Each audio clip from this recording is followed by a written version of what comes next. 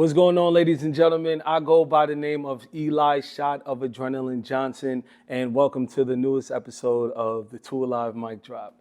Today we have the multi-talented creator, recording artist, entrepreneur, producer, G Major. Hey. What's going on, Big G? I'm absolutely happy to finally be with you for an extended period. Absolutely.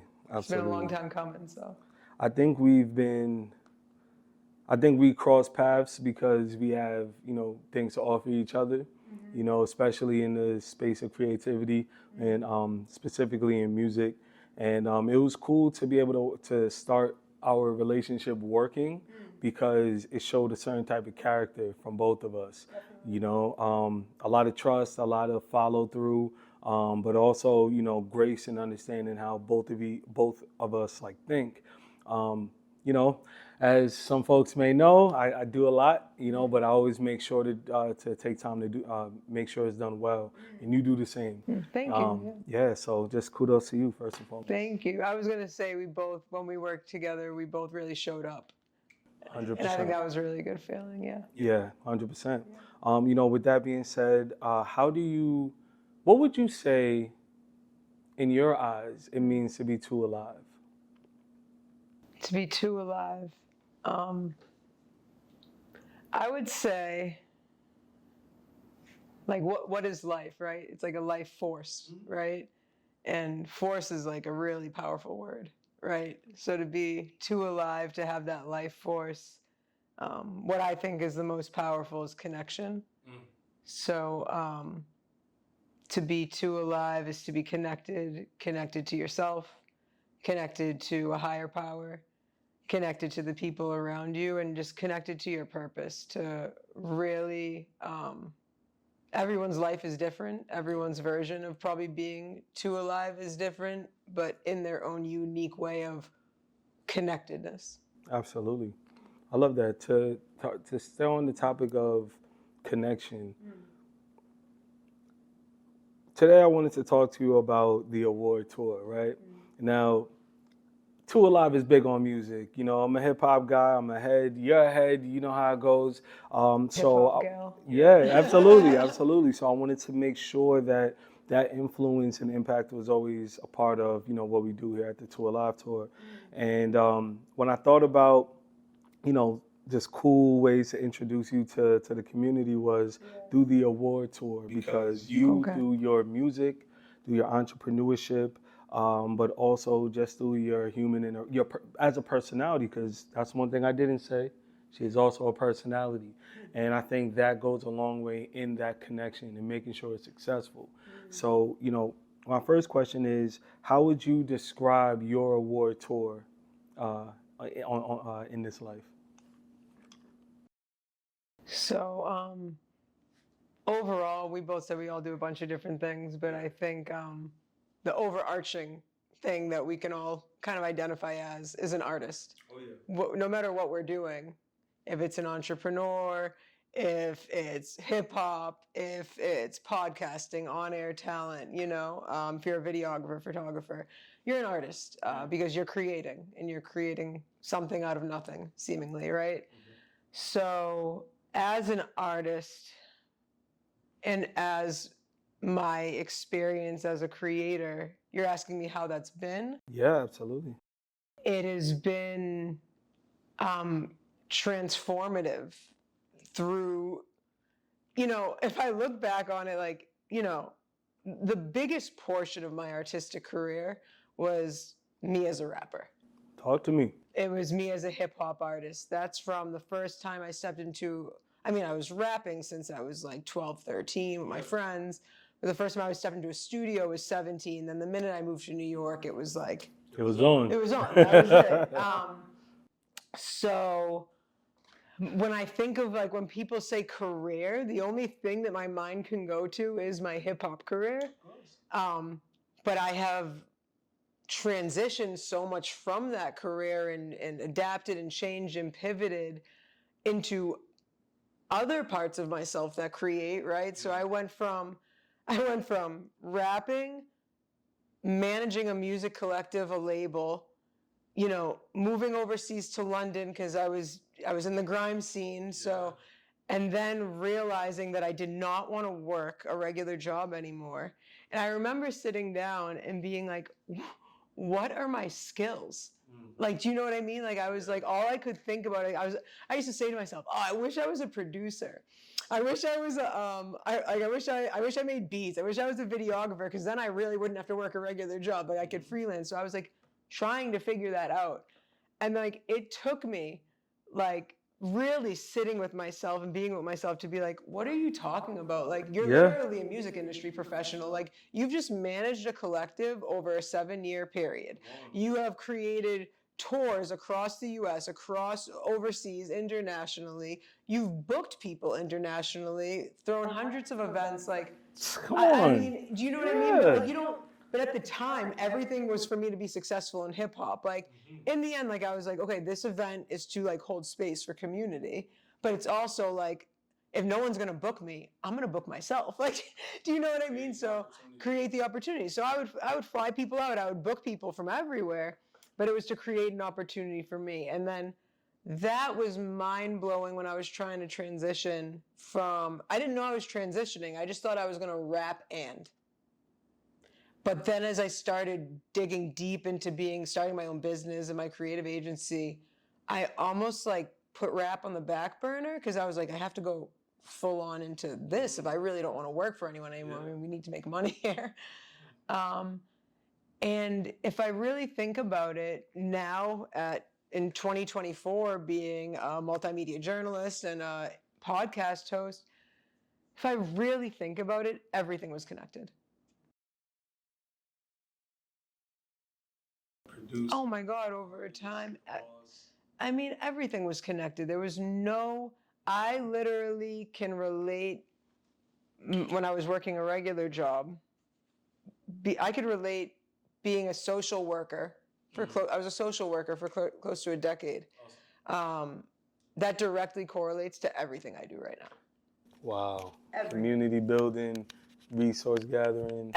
Everything. I mean, God had a plan way before I did. Yeah. And now looking back in hindsight, there's no separation. Everything is, has really just turned into me becoming closer to myself. Yeah. So with that being said, how do you describe awards for yourself? Because we could talk about the accolades and all the solutions to the problems.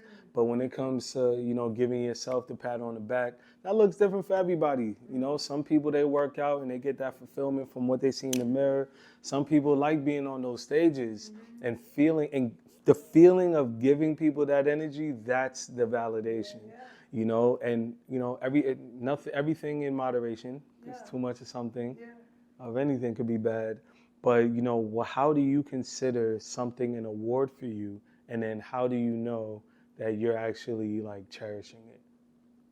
Yeah, well, I think it's kind of changed over time. So, I don't think I'll ever get over the rush of being on stage. I can't can feel it. Oh my God. I mean, there is just something. It's so funny. I feel like right when I kind of put my rap career on pause is right when I really got comfortable performing. And that difference of feeling like the stage is your home, in comparison to feeling like the stage is combating you, is a very freeing feeling. So I'll just talk about that just for a brief second, that once you can feel at home on stage, that feeling I don't think there's anything that will top that for me. I'm a rapper first. But what does an award look like for me now? Or what was the question? It was yeah. Right now, as I am not focusing on rapping and I'm not on stage as much as I'd love to be, but I know I will be. Of course. An award for me right now is every time I push through. And every time I put myself, I'll give you a random example. yesterday I went to get a cup of coffee. I was in my old neighborhood in Ridgewood. And I was going to get a cup of coffee and just go back to my old apartment and do some work. Yeah. And an award to me is being in flow. So being in harmony with God, being in flow with what feels right at the moment. I like that. And I just got this feeling in my neighborhood every summer back in Ridgewood. I would always go to the park and work out by myself. And so a big award to me is every time I enjoy myself. And so I decided instead of going back home to do work, which is always what my mind is on, let me just dig deep in the computer. Wow. I was like, Okay. let me go to my old park. So I went to Grover Cleveland. It was a gorgeous day. I felt so happy. And I did some push-ups. I did some pull-ups. Some of the neighborhood cats came down, and they're intense. They bring what's it called? Not the restriction bands, whatever they're called. Oh, the resistance bands, yeah. bands, and they're hanging them. But like the park is really cool at Grover Cleveland. They have stuff to like work out, like for adults, even though it's like a kid's park. And just being there again and getting myself back to a place since moving from New York and missing it so much at times, I literally was home again. And I was happy. And that was an award. Like I knew I was doing something right because I chose to go to the park and I worked out in the sun at my old park. And so that any time that I move in harmony and I'm in alignment and my nervous system is calm, I know I'm succeeding. Interesting. And so that's an award to me now. And that's kind of correlates back to finding the stage as my home.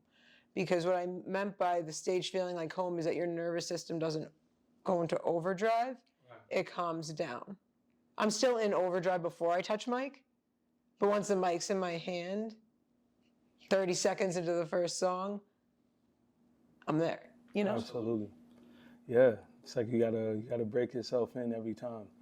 Anytime you jump into the ocean, whoa, it was cold. All right, let's go. It's just like anything else in life. Yeah. When it comes to the Tour Live tour, we follow the 5 social and emotional learning principles. Okay. That's a pretty big foundational part of.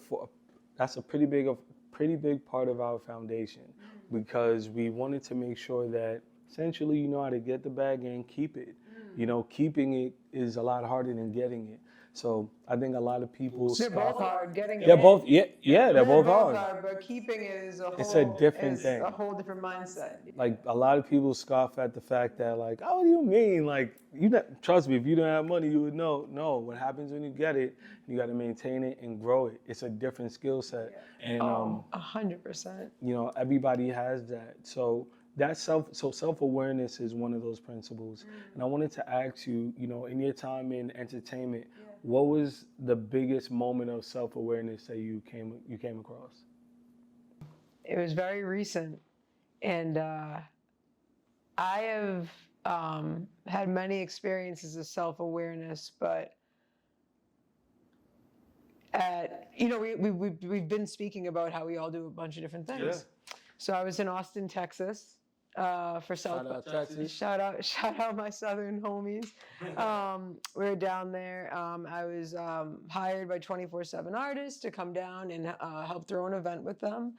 Nice. Shout out 24/7 Artists, because this is where this is actually all going. Hi Yudu, hi V, hi KC. Thank you for changing my life. Hi Yudu, hi V. Hi. So we're down there, and they're not only my closest friends, but my mentors. We work together, we partner. And I don't even know which one of them said it. I think KC said this. This is a mixture of KC and V. I'm going to give it to them because we were all in the kitchen cooking pancakes, and I was like, stopped dead in my tracks. And it was really them rolling off each other. But they said, just because you're good at something doesn't mean you should do it. Yeah. And we were in a discussion about my creative development agency. We were in a discussion about, event production. I was down there throwing an event for them. And I remember I was at the event, And I love throwing events. I'm not saying this to say this. I'll do it. I'll do it for you anytime. I love throwing events, especially anytime I get to work with 24/7. But Nice. you put his arm around me at the event. And it was a major event. It was very big. And he looked at me and he goes, "You did it, G." Wow. And I had just had the conversation with V and KC the day before when they said, just because you're good at something doesn't mean you should do it. And he was putting his arm around me like, "You did it, G. Like, this should be an award." Yeah. And as much as I knew he was coming from a place of, he just wanted to give me the recognition, like, that he loved me and like thank me and everything went really well, in my heart, something was like, this is something I'm doing that I'm very good at. Mm-hmm. But why am I doing it? Just because I can't? Who am I proving this to? I definitely want to do right by my best friends and my business partners, that if I get hired to do something, of course I'm going to do it. But just because you're good at something doesn't mean you should be doing it. And then that conversation led to you looking me in the eye later as we were talking about all the different things I did and how the trip went. And he said, "What does G want?" Do you know what G want? Or did you know what G wanted? I mean, what does G want? At the time, when he asked me it, no, I didn't know. I'm not going to tell you what G wants because that's mine right now, at this point, at this time in my life. Yeah.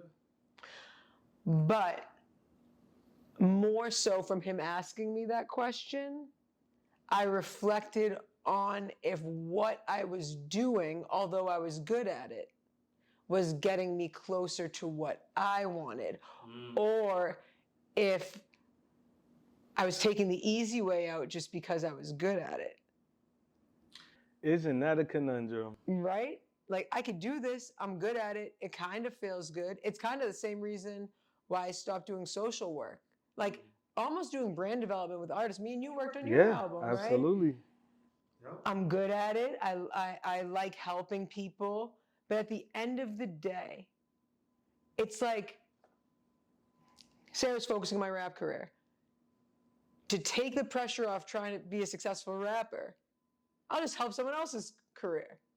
So I had been avoiding the things I wanted by helping other people actualize, because I must have lacked something, some confidence, or maybe I didn't think I deserved it. So those three things. Just because, this is my biggest transformative moment, just because you're good at it doesn't mean you should do it. What does G want? And I don't know what the third thing is, but we'll pull something out of that. Whatever you took from the conversation, that's the third thing. That's for you to know. Yeah. That's very honest. It's very honest. I think most people don't turn into who they thought they were because of that mustard seed of self-doubt. You know, that small little piece of self-doubt, you know, it happens in the moments where something major is on the other side. And the more you choose to, to not focus on getting to the other side, that doubt, man, it starts to feel like normal, starts to feel like routine. And then you realize that, or you believe, rather, that this is just how it is for me.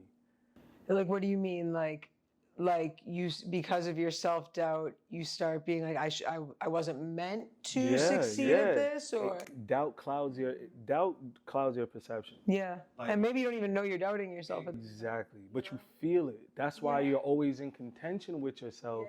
Like, I want to do this, but nah, I can't. The nah part is it's fake. It's you doing it, but you're thinking that, I'm connecting this to this person or this experience, and this is an example of why I don't deserve it. That doubt turns into judgment, because now you're saying you don't deserve it, so you don't deserve to be successful.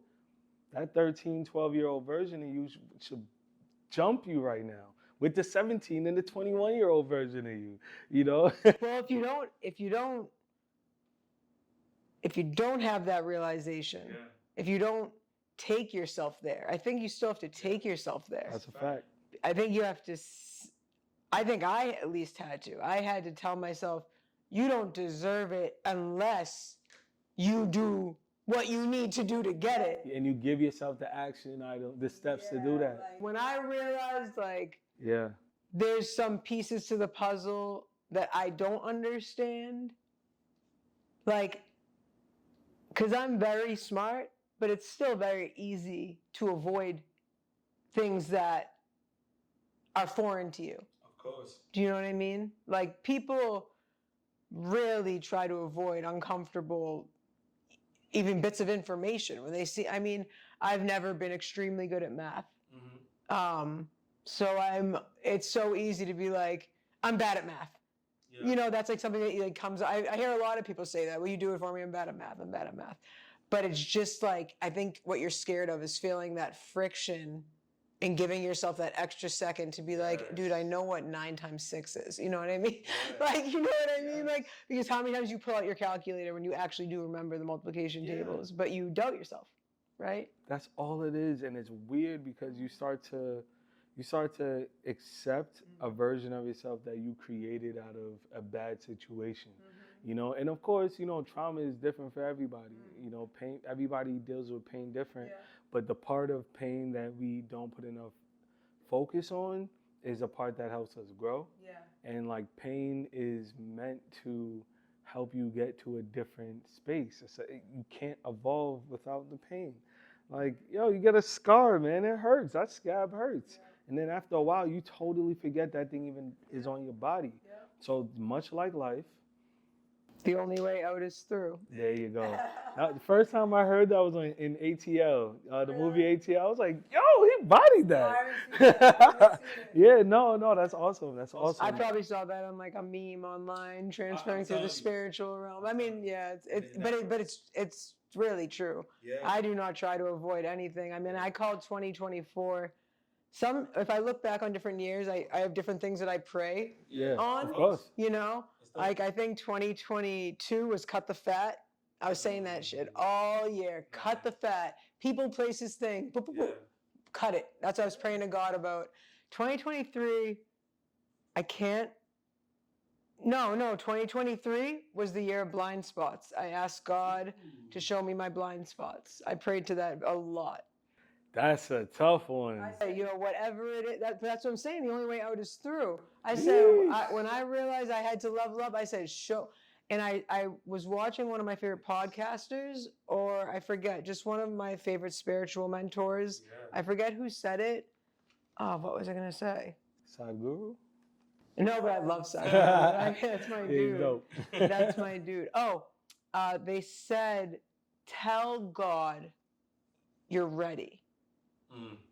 And so I coupled that with not only saying, show me my blind spots, I would pray and I would say, no, like dead ass, I'm ready. Like sometimes I talk to God like that. It's supposed to. Yeah. I'm like, hey, big homie, welcome. Hi, I'm here. I'm ready. I can handle it. Break me down. Yeah. You know, like because I can't. I need to get up. So like I can't be hiding stuff from myself. So 2023 is blind spots. 2024 is spaciousness. Ooh, you're very specific. That's great. Well, I mean, it's not even that I like intentionally think of it. It's things that just keep coming up because I was moving too quick. And if my nervous system's like going like this, I know that I'm not balancing time correctly. So I asked for more spaciousness. Like I read something somewhere that like when you switch tasks, you should really give yourself like a minute to chill. Like if you go grocery shopping, when you get back to your house, don't just run and put the groceries away. Like sit down for a second. Yeah. So like I'm trying to be more intentional with that. Like even if I go exercise and go for a run, don't just like jump in the shower. Like just space, add a little space, 5-10 minutes in between. That's dope. I like Cut the fat was the best year though. Okay. Yeah. Well, now you got the excess off you. Oh, so much excess. Faster. That's awesome. Okay. All right. So when it comes to having those types of realizations, how do you balance the external validation of those awards and the internal ones? I don't know what the external validations are. I know that my friends and my family and that my community, like I have to remind myself sometimes, but I know that people are proud of me. I know that for you to even invite me on here, you must see something in me that it maybe inspires you or something. We inspire each other, but like that's what kind of reminds me that people externally think I'm doing better than I probably give myself credit for. So I don't know, because like my internal validation, again, it goes back to being peaceful and calm. So when I feel nervous, I struggled the majority of my life with anxiety. So this has been a lot of work. And even like today, I'm very calm. Today's a very calm day for me. My energy has been calm since I woke up. That's not every day. I had a really good meditation this morning. I think it's also because I danced for like 6 hours yesterday. I went to Boiler Room, and so I got that, dance therapy vibe. That whole event was so dope. This has been a very long journey for me to mitigate my anxiety.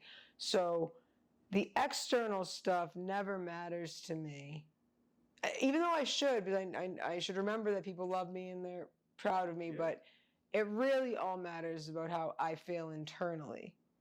I don't know exactly. I don't care what I'm doing as long as I feel calm. Like I'm not like worried about like the outcome of my like future. I worry about some things, but what I mean is like I know that if I'm walking in harmony with God, I firmly believe that. I say every day to walk in harmony with God. That's something I pray for too. God, I just say, just let me walk in harmony with you. Whatever you want from me, I'm with it. 100%. Let's go. Like that. So I know, deep inside, I know that I am successful. I'm very far from where I want to be success-wise, but very far could be a day or a week or a month or a year. I don't know when that transition, that's on divine timing. So, but I'm not exactly where I want to be, but it's all really goes back to, am I in harmony with God? And that's just based on my day-to-day peace, like what I'm doing. That's profound, because you started off by saying like you've had to manage anxiety for a long time, so like that faith in a power greater than yourself. Initially, you think it really is greater than yourself, and then you realize it comes from within. So it's like like when you look in the mirror to do your affirmations, it's almost like, well, if you believe God's always with you or in your heart, then like, well, say it in the mirror. If you feel comfortable saying it in the mirror, you eventually start saying that to yourself in your head. That mental talk changes, that inner voice changes, but because like your intentions are pure, your spirit is pure in it, because you're trying to get to like the highest place within yourself. But sometimes we forget that like effort is really the cheat code. Showing up for yourself. Showing up for yourself. That effort, man. To yourself. That's the game changer. That's where you really start to, I feel like, see a difference and build your confidence. 100%. It could be as simple as saying, hey, I just want to go to bed at this time, or I'm going to work out tomorrow, or something. Those little promises, nothing to do with your career. Honestly, nothing has anything to do with my career. Listen, we love music. We get it. Yeah. Who wouldn't? Even if you don't love music, you love music. We love it astronomically. They don't understand. We were born that way. Like no one's giving us, like, who do we think we are? Like no, like literally, that's another realization I had with being an artist. Who do we think we are? Have you answered it? Yeah. And you liked your answer? No, my answer is that we have to work. We are not some children that get to go out and play every day and expect things to come to us. Don't get me wrong. The reason we love art is because we are children who want to go out and play every day. But that takes work. It takes sacrifice. God can give anyone a passion. It's not what you got, it's what you do with it. It's not what you say, it's why you say it. You know? What's the next step to that? There's a third one I always say, but I forget it. It's not what you got, it's what you do with it. It's not what you say, it's why you say it. It's not. Do you have it? You answer it. I think the next step is showing that you actually are about it. Because we all could think it. We all like, you know why like I get real competitive with hip hop?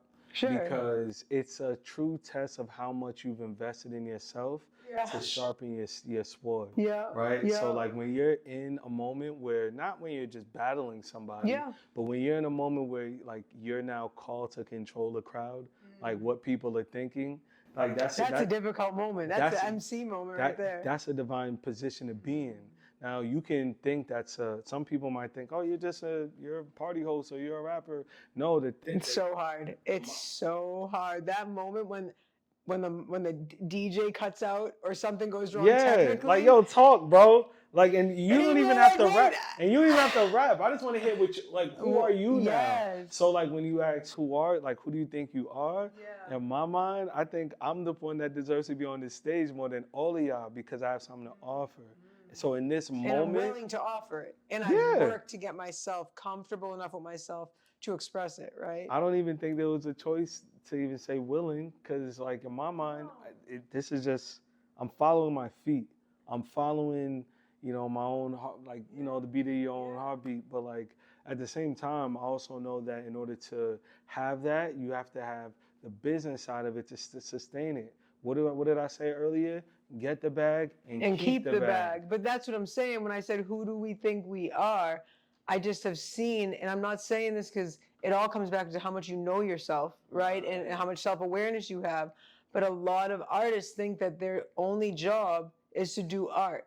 Yeah. You can do that every day. It could be a hobby. You can live wherever the hell you want. You can live in a van. You can live, you can live wherever you want. No one is ever going to stop you from doing art. Yeah. But if you think money, and there's nothing wrong with money. Artists also have a really bad relationship with money. I even had a bad relationship with money. Yeah. You think it's like evil or some shit. Yeah. No, that's just this world trying to play with you. Money is an energy exchange. Yeah. If you want people to exchange energy for your art, learn the business. And I'm saying this from someone who's still learning the business. This is not me coming off of a high horse. This is me coming off of, bro, I want this the rest of my life. If you do too, get uncomfortable. Yeah. Get real uncomfortable real quick. And it's okay, because part of the balance is just knowing what it means to be in a space of, I'm doing this for a reason, and also like this is the reality of the situation, and it's in front of my face, so I have to do something with it. And the people who stand up in those moments. Yeah. Whether you triumphantly hit the 3-pointer or, you made the layup, like you still showed up in that moment. So showing up for yourself helps give you the confidence for standing up, for showing up for other people. Because it has to be a two-way street. We're not, no one person is an island. But that goes down to relationships. Yeah, 100%. This has nothing to do with music. No, it's just a transferable skill. But I'm just saying, like, your success and your longevity in this industry, and I'm sure any industry, is based on the strength of your relationships, the value of your relationships. And I think it comes down to what you were saying. You were saying, like, are you really about it? Yeah. What is it? Because music is love, is God. Music, creation is God. So what is it? Like, are you kind, bro? I don't care if you're talented anymore. Are you kind? That's more important to me. True. And I'd even take it a step further and say your commitment to the journey, to that, whatever that success is. Yeah. I think especially in music, we think success is what is at the top of either the chart or like who's That's like celebrity pop star status. Like people don't understand there's like literally socioeconomic levels to the music industry. There's like very successful artists that are living in like architect sculpted. No, there's like people living in Vancouver in like some shit that looks like it's out of the Matrix. Dead ass. No one knows who they are. They're selling paintings to people in Japan. Like there's levels to this. You don't have to be in the limelight to be a successful artist. You just have to move in harmony, gracefully. I like that. Gracefully. Because if you think about it, success comes in, like, I guess just access to resources, whatever you define your success to be. So if you're making $350K a year just off of your music, because you're tapping in with your core audience, you're building it, you're active, like you're making the effort. Like all energy needs is just to be activated. So if you want, to be in the top floor of the condo, well, do top floor of the condo kind of things. Build top floor of the condo kind of relationships. Get top floor of the condo kind of sleeps. You got the energy to have top floor of the convo business deals. It's really about what you attract. So, and understanding your purpose. Yeah, but you just said it, what your version of success is, that's what you got to figure out. What your version of success is, because by figuring that out, you can really simplify your life. Your version of success might be a lot less stressful than what you think your version of success is. Oh, man. And once you realize that, like, that's how I simplified my life. I was like, I could totally see myself walking into my studio and interview people every day.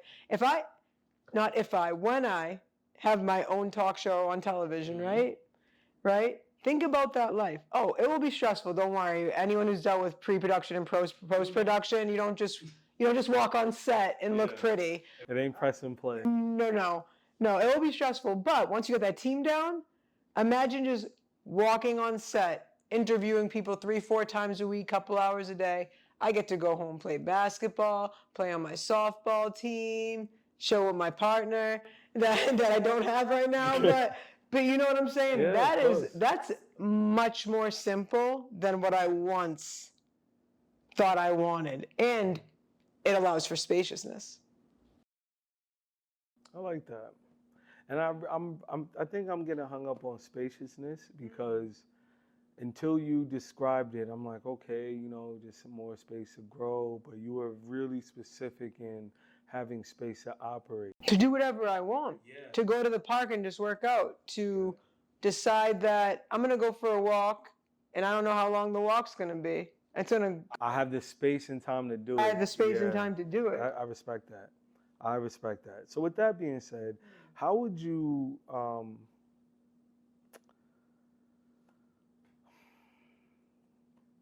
in recognition of your success at different times of your career, how did you stay rooted to your purpose? Say that again? So as you experience different levels and different types of success in your career, in the midst of that, how did you stay connected to your purpose? I don't think I always did everything right throughout my career. I don't think that even when I say things like, 2022 is year of cut the fat, that, everyone was just out to get me, or like, do you know what I mean? I know, I acknowledge the parts I played and all the different trajectories of while I was still learning myself. How could you be your best self before you know yourself? You know what I mean? You can't be your best self until you take the time to really get to know yourself. But what I can say about myself, and that I don't think anyone could take away from me, is that my intentions are always pure. So if I messed up, I got to eat that, but I always stay connected to my deeper purpose because I know that I mean no harm, and I'm just trying, and we're all human, and we're just trying. So my deeper purpose has definitely changed over time. Like, I really want a family, so even working with other artists or even the new intern I have, and thank you for that. I don't even know how to express, but Eli got me an intern. Absolutely.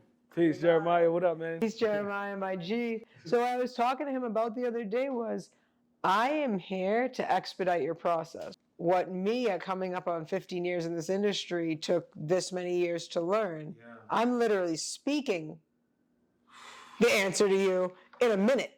Cheat code. Take notes. So like what might have taken me 5 years to learn this specific thing, I'm giving you free game. Yeah. And so when I say I really want to have a family, is I want to be able to practice what I've learned. Ooh, that's dope. You know what I mean? Like that's what it is. And not like it's a game, because I want my children to really be authentically them. Like I could have a kid that really just does not give a shit about music, you know, but they're gonna, whatever they do care about, they're gonna play with it, and they're gonna create it, and they're gonna go through it, and they're gonna experience it. But hopefully I will expedite that process by giving them the wisdom of how to at least move gracefully through their obstacles and through the things that they come across. Yeah, because that grace, part of me, that grace aligns with your rhythm, like your natural momentum.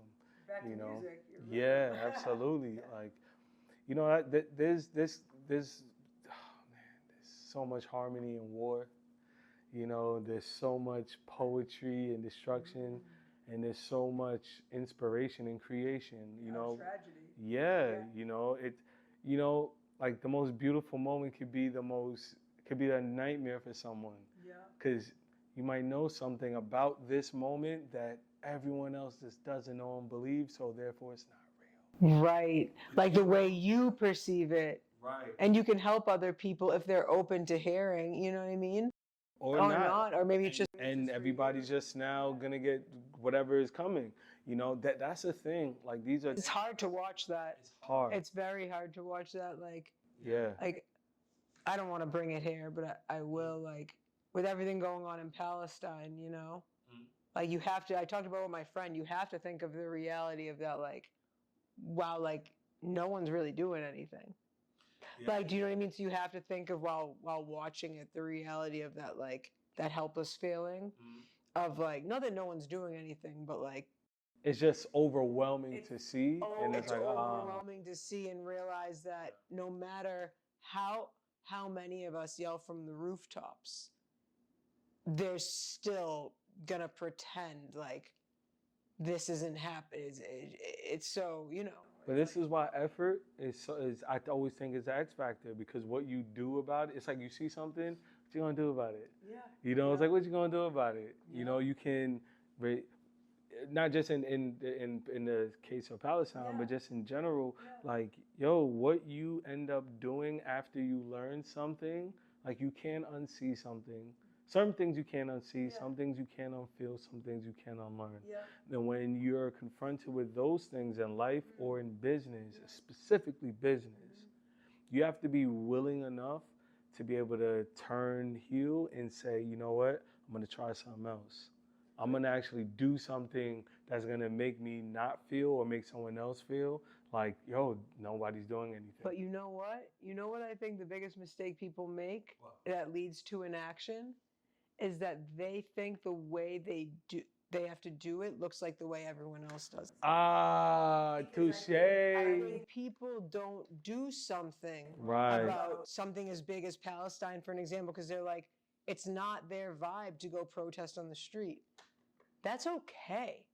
You can literally love a little bit more each day and be putting energy towards Palestine. You can literally be a little less racist. How about that? How about learn on your own time about the culture?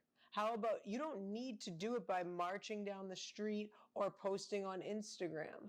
It can be energetically. You can energetically align with what you feel is wrong and do it your way. And it doesn't have to be loud, and it doesn't have to be virtue signaling.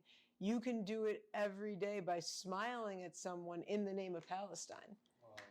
And then people do nothing because it's overwhelming. I don't blame them. But there are little ways. There's a saying that to change anything, you have to accept. Oh, I'm gonna butcher this. To change anything, you have to accept that you are a part of all of it. Ooh, because it's You are- connected accountability. Everything is connected. Everything is interconnected. How do you even deny it? The honeybees are dying, and that ruins this, and this ruins Yeah, this. it's all a And design. soil, sad guru. He'll talk to you about soil for 10 years. You killed the soil. You literally were there. That's what's killing the earth. Like everything's interconnected. So there's no way to disconnect, but to change anything. That's what it is. To change anything, you have to take responsibility for all of it. Yeah. Simple as people being like, "How did Trump get elected? F him, F him." Your anger is the same reason he's elected. Yeah. I get it. You feel me? Even if you hate him, that angry place, like we might need more discussion, pro-social communication. I like that pro-SoCo. Pro-SoCo, all around the board, because no one can even talk about their families anymore. So yeah. Oh man, that's crazy. It's crazy. You know, in a nutshell, communication I think is the thing that you can either choose to use as a tool or a weapon. And you just can't be surprised if some people use it as a tool, some people use it as a weapon, but it's being used. And the fact that there's an effort being made to use it, even if you know something is misinformed, you now have an opportunity to make an effort to inform somebody. So that's the whole purpose of that's the interconnectedness of being in front of someone that disagrees with you. It's an opportunity. Yeah. So as we talk about different levels of evolution and different forms of it, can you tell me a little bit about what you're doing now, especially with Major Moves NYC, and where you hope to be a year from now in that time frame of evolution? Yeah, so right now, Major Moves, first of all, that's me. I'm always making major moves. I'm G Major. That's the whole point. Major Moves, the name of my creative agency, that was the name of my album when I moved to London. I literally moved from New York City to London. That was a major move. From there, named my business that. That's me. But the actual business of major moves is low-key on hold. I'm only working with a couple specific artists that are really just people very dear to my heart that I'm carving time for because of the spaciousness I'm created. But I am focused on Major Mood. Oof. What is Major Moves? So Major Moves is just how I live my life. I've actually had people tell me, you got to pick one. Is it Major Moves or Major Mood? I'm not picking one, okay? All right, you don't have to. I'm making major moves all the time. My next major move is Major Mood. And that is my talk show that I've been developing. I started I filmed it first in Austin in 2023, but I didn't know what it was then. I've always been a writer. I've always been a communicator. I love talking to people. This has been very enjoyable, by the way, so thank you for having me on the show. Major Mood is G Major's version of this. So it's going to be, it's a talk show. I'm filming a specialty segment next month in August called Major Mood Eclipsed. Okay. That's going to be a very different type of approach. God got me on this one. I'm interviewing 3 people at once that don't really know each other that well, but the purpose behind Major Mood Eclipsed is illuminating each other through conversation. So it's 3 people's energies that I thought would illuminate each other. We'll see how that rolls out. I like that. I like that. And it's creative. Thank you. Thank you.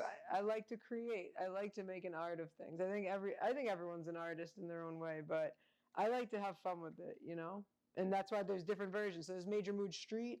That's when I pull up on different people's events, interview them street style. That I love doing that too because I just started meeting people in the street dance community, break dancers. Oh yeah. I just got connected with some comedians in Boston, some visual artists. So that's Major Mood Street. And but my goal, because of peace and spaciousness, is to have my own talk show, Major Mood. Yeah. Have my own studio and have people come through there. Yeah. So, just to wrap things up, I want to ask one more question about, just kind of overall your experience and how you would apply it. Okay. If you can take the 17-year-old version of yourself and bring them on as an intern, what would you want them to learn and what would you hope that they take away by the end of it? Okay. 1, pay attention to who you're surrounded by and make sure that you feel good around those people and that you're building each other up. It's good to be around people who know more than you, who are smarter than you, who have mentors are very important. Yeah. Mentors are super important. 2, learn the business. Doesn't matter what industry you're in, there's a business. That's how the world runs. Learn the business behind it. Stay true to yourself and have fun. Wow. And now that you know all these things, are you reaping the benefits of what she would be doing at the end of that internship? I'm still going through it. I'm still going through that process. I'm still learning every day. I am not, like I said, I'm not where I want to be. I'm exactly where I'm supposed to be. Yeah. I'm not where I want to be, but I'm exactly where I'm supposed to be, which could change in a day, a month, a week, a year. But I'm reaping the benefits of, like I said, asking God to show me, and I'm ready to see my blind spots. That's what I would say, 2x17 version. Look for your blind spots and be as open as possible with seeing yourself more clear, seeing yourself more full. I think she would love that intern. No, thank you. Oh, for sure. Hey, everybody, Two Alive Tour, G Major. Thank you so much. Thank you, problem, guys. no problem. Thank y'all for joining us. Please follow us on Instagram at the Two Alive Tour. And of course, if you are interested in any of our programs, you can check us out at the Two Alive Tour, TOOALIVE TOUR, the twoalivetour.org. Thank you so much for tapping in with us. Pro Soco. Pro Soco. Pro Soco. You know what? That might be the name of the episode.